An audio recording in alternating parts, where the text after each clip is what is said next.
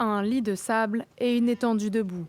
Voici ce qu'il reste du barrage de Kapotessa, à l'est du Zimbabwe.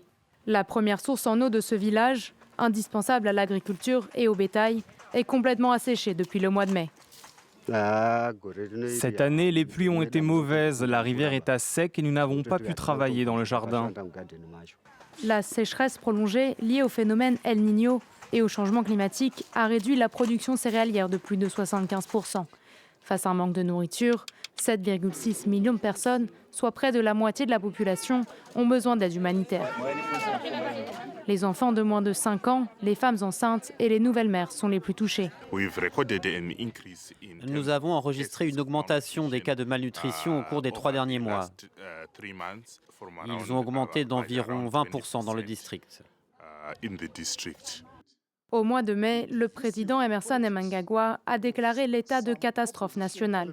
Il disait avoir besoin d'au moins 2 milliards de dollars pour faire face à la sécheresse.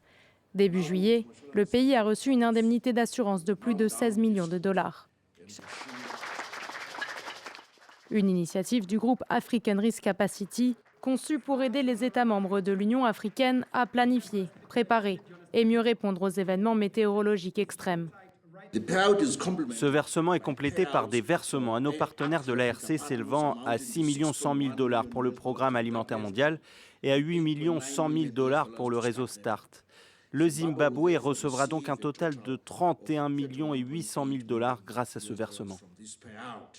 Les organisations internationales tentent elles aussi de récolter des fonds pour le Zimbabwe. L'ONU a lancé une campagne de dons de près de 430 millions de dollars au début du mois de juin. Jusqu'à présent, elles affirment n'avoir reçu aucune contribution extérieure.